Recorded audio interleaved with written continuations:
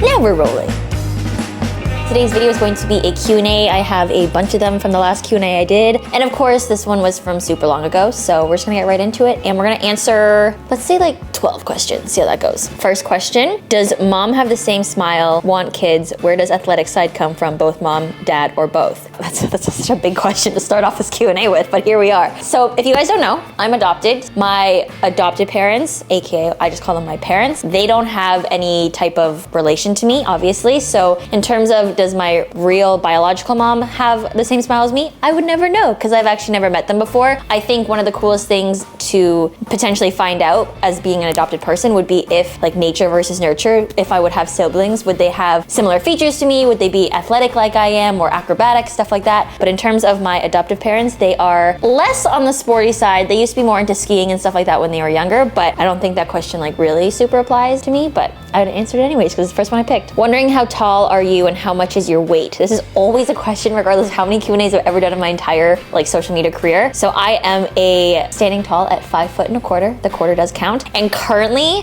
my weight is I was wearing 123. Why? I don't know. Ow. Do you guys see that? My eye just twitched so hard. My eyeball went inside of itself. Anyways, typically I do sit around closer to like 119 to 120 during my off season. So it'll be interesting where I sit when I start to cut down and kind of like plateau a little bit before we like really cut down for my prep. Was my dream to be an O gymnast, but we're too poor. I definitely have the thing it takes. Okay, the first part of this question was, is it realistic to think I can become a decent gymnast at almost 29? And then that second part of the question. I think honestly, I'm one of those people who believe like you can do anything that you set your mind to. Obviously being 29, you're gonna face a lot more factors in terms of just, you're a little bit older. Like for me as an older athlete, I have a better understanding of my body. So I was more fearful as a younger gymnast. So I think now in terms of learning new things, I'm able to conquer that a lot better. However, being older now at 28 compared to when I was a gymnast when I was younger, my body just hurts a little bit more. So definitely I think it's possible. It's just, you have to be with the right mindset, the right environment, and have proper coaches, and also be ready to take your time with it. I do think in terms of maybe making it to say the Olympics at 29,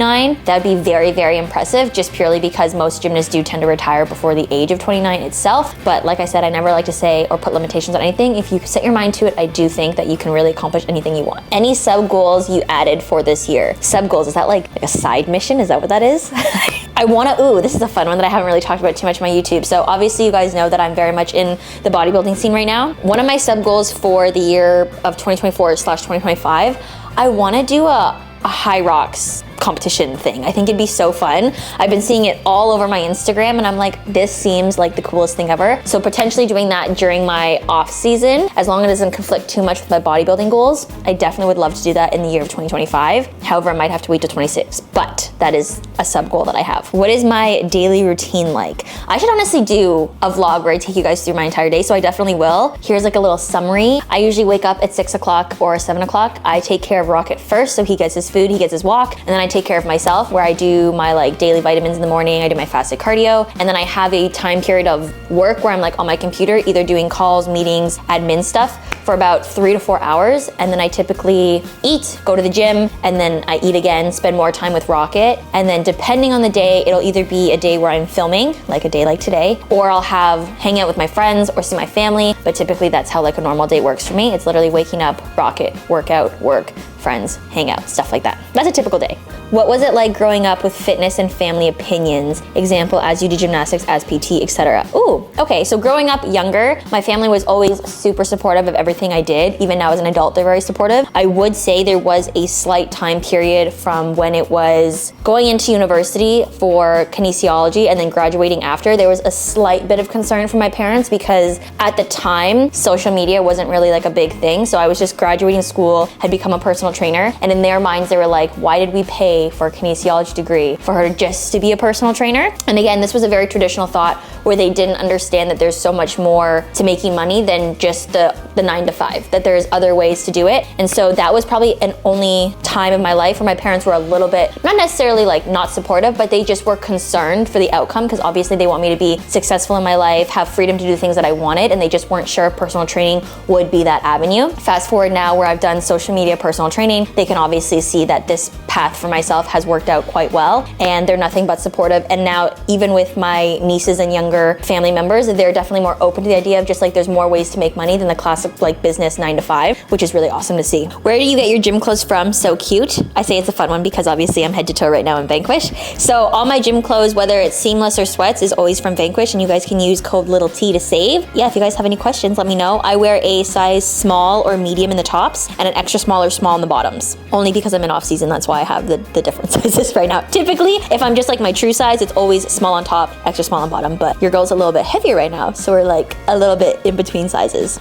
How do you deal with the stress of being a fitness digital creator? So I say this a lot, and I think I truly am so blessed with the kind of community I have in that I don't really feel a lot of stress. Like I never get DMs of people demanding certain things of me or demanding certain things of my body. It's one of the things I'm very fortunate for, and I do feel like other creators who might be in the fitness industry might face other demands from their following, but I think the most important thing is when you're really genuine and just kind of show the truth behind everything, people are so comforting in that, and I think that's a big reason why my following is so nice to me. I'm very transparent on the days that are bad or how I feel about my body. And even through my bodybuilding journey, when I was really nervous to share my progress pictures, I told everyone that on my Instagram. And so they already knew that by me sharing it in general is very vulnerable for me. And so all their feedback was nothing but positive, nothing but supportive. And I think just showing people that you're a real person behind this, this phone screen really helps in terms of being able to have a really supportive community and not for people to be super judgmental or expecting too much from you. What are some ways you curb bad habits? Ooh, okay. Like one of my worst things that I have, I think, is spending money. I took a really long time for me to realize to invest in yourself, and I would consider it a bad habit or like a bad relationship with money. This is when I was like first coming up in the industry, and now I understand the importance of putting money in order to invest in yourself in your future. I do think that one of the bad habits that we're taught from like a young age, and especially in North America, is like hustle, hustle, hustle, save your money, don't spend any of it, like get to a certain point by a certain time. And I think that kind of mindset is really hard to break. And I think one of the biggest things that helped me get through that relationship and bad habit of wanting to like save everything was to realize that you need to celebrate your small wins and that there's more to life than just money. There's more to life in terms of success. I measure success now very differently, and that's I think another reason why my like bad habit of not wanting to spend money and invest in things has definitely changed for myself, because being able to invest in yourself and be able to give yourself free time is a way that you can measure success other than just like how much money is sitting in your bank account. Another bad habit that I would typically have is my relationship with food. And I think that helped again with realizing that there's more to life in how you look at yourself versus like what you look like. So that's why a huge emphasis on my Instagram is functionality. It's all about what I can do and not necessarily how I look. And so my habits of, binge eating or like not wanting to eat and stuff like that was something that I definitely took time and patience with. So that's another thing that you have to be really kind with yourself with when going through bad habits, and just changing your overall mindset and just realizing that it's going to take time in order to conquer these bad habits. How did you manage working out initially with the work that had to pay bills? Oh, okay. Now that Dal has translated that question for me. So a lot of people don't know this about me, I don't think, so I haven't talked about it a lot, but my beginnings as a personal trainer was working at LA Fitness, and I would literally work from 6 a.m. to 2, and then I have a short break, and then I would work again at like 3:30 or 4 until 8 p.m. So my hours were crazy, and this was literally from Monday to Friday, and then even Saturday I worked from like literally 8 to 12:30 or 2. And so in terms of being able to get my own workouts in, I would work out between the window of like 2:30 to 3:15 pretty much, and I would spend my entire day at LA Fitness, which obviously became very overwhelming, and at a certain point I did have to cut down my hours. But again, when I was in that grind state of like have to make money, have to do this, I literally threw all balance aside and was just like in the gym doing whatever. So I do really think that in terms of finding time for the gym, I'm a big believer if you want to do it and you want to prioritize it, you will make that time frame. And so if you're someone who needs to work out at like 5 a.m. to get it in, then I would do that. And if you are struggling, then you can also just do home workouts. Home workouts of literally 20 to 30 minutes, especially when you're just first starting your fitness journey, are more than enough. And even if you're just tight on time, doing a quick like 4 rounds of a HIIT circuit for 12 minutes, again, something that's very doable, and you can put the time slot in your calendar. And so I think the most important thing is managing your workout time, is literally just finding a way to slot it in your schedule where it's not taking away from like the things that actually cost money to like pay your bills. Or another little point to add too is that a lot of people think that working out is going to make you so tired for the rest of your day, when in fact like the most energized I am is after I work workout, which is another reason why I would typically work out at like 2 to that 3:15 time. It's because for my second batch of clients, like I needed to be re-energized, where if I did it in the morning, by the time the evening hit, I'd be so tired because I didn't have that like boost of energy from my workout. Also, another thing, and you guys see this on Instagram a ton, is that if you think it's expensive to work out, it's like even more expensive later down the road to fix all the problems that you have because you haven't worked out for yourself, whether it be mobility, whether it be like actual like health issues for yourself. So taking care of your body in any way, shape, or form is super, super important. And so I just want to emphasize that point as well. Are you focused now on just winning the Olympia? Okay, so let's touch base on this because, okay, first of all, I need to clear my throat before I answer this question. Am I focused on winning the Olympia? I want to say no. And the reason being is because I don't like to focus on goals where I can't control that. Does that make sense? So as much work as I put in, even if I put in 100%, show up every single day, there's so many other factors that go into winning an Olympia. There's going to be so many other talented athletes there who are going to put in or are like currently putting in the same amount of work, or if more work than I am, who are going to show up and we're all going to be our absolute best. So in terms of focusing on like winning, I don't like to do that. Instead, I like to focus on just being better than I was last year. And I know that sounds so cheesy, but it truthfully is all I'm focused about. So going in, I want to be able to perform a posing routine round that I'm more confident in, that I feel like better about. I feel like it would be great for me to share it this year because last year I didn't. So that's one of my goals this year. And then another goal is to just, the routine that I'm planning this year, we're in the works of getting the music done as well as the choreography. And then I just really want to put together something that's like really fun and still bringing the same energy as last year, but a little bit, there's gonna be a little bit more to it, which I'm really excited for. And so being able to put on a performance for everyone that I'm really happy with and proud of is my main focus. And if I can bring those two parts together and I place whatever I place, I'm gonna be happy regardless. So I think that's my main goal and what I'm really focused on for Olympia. And I'm also really focused on being able to share the journey with you guys. I feel like last year I kind of like shut off all BTS behind my prep and I wasn't really able to like bring you guys in on that side. So in terms of Olympia and what I'm focused on, it's those two things in terms of the competition wise, but it's also being able to share it with you guys a lot more because I know a lot of people had a lot of questions last year. And so part of my job is obviously content creation, so I want to make sure I'm fulfilling that. And so I'm focused on just giving you guys like a full BTS transparent of what it's like to be a person prepping for the Olympia. Best decision you ever made or worst decision you ever made? Best decision I ever made, obviously getting Rocket.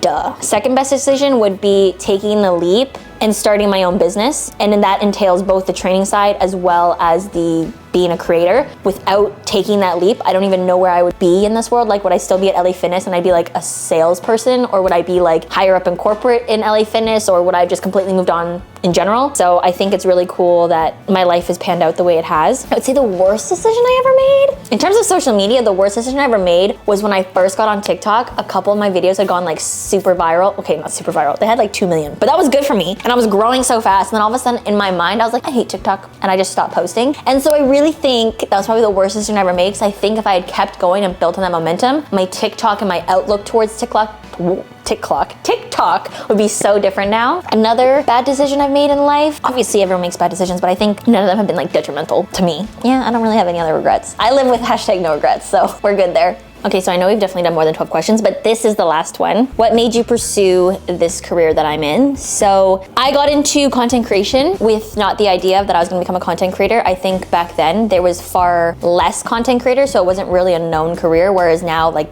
so many people do it. I do think that I just happened to come into this lifestyle and this career. I didn't really choose it, it kind of chose me, as like cheesy as that sounds. But I literally started posting every single day, April 2017, and I was stuck under 10K for the longest time. And then when I finally hit 10K, I was just so excited.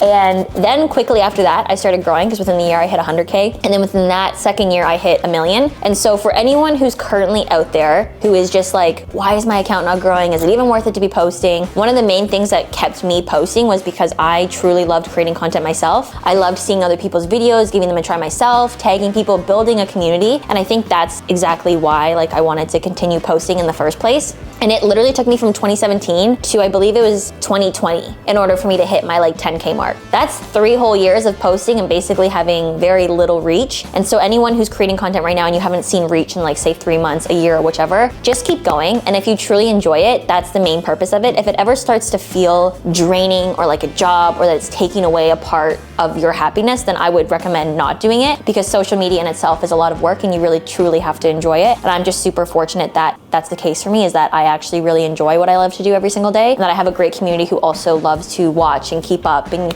be a part of it all. So yeah, that's it. Hopefully you guys enjoyed this Q&A. I haven't done one in a while, and if you did, make sure to like, subscribe, and comment, and I'll see you guys next time. Bye.